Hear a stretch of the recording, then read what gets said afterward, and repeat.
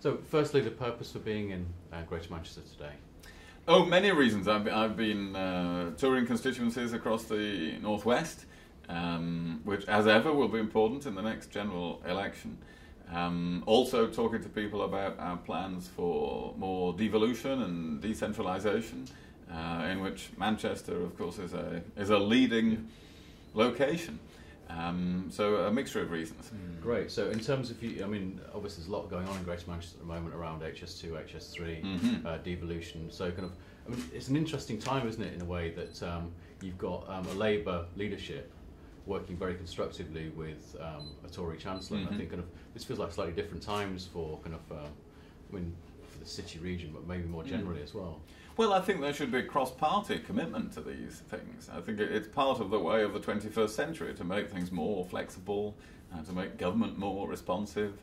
This is one of the ways of doing so. So it should be embraced across political parties. And it is being, really, across all the authorities in Greater Manchester. And I think it's a tremendously exciting time, and it reflects the government's determination, which I share, that the north of England will fully share in our renewed economic prosperity. And in Manchester, but across the north as a whole. That's the northern powerhouse vision. So it is a new time, I agree, and let's make sure it works. Yeah, absolutely. When you were at when you were Foreign Secretary, the Foreign and Commonwealth Office felt as if trade missions and exports were far more on the agenda. Is that an ongoing view for the government, I think?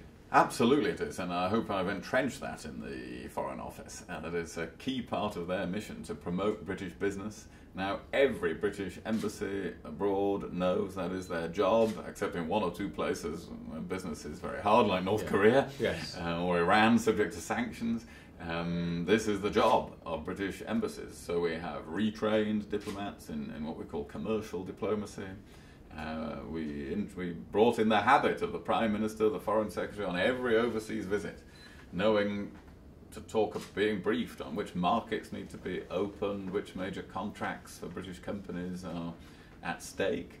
And so we have seriously raised the profile of diplomatic support for British exports and investment. Great, thank you. And just finally, in terms of this, again, interesting times that we've got a real need to boost European trade.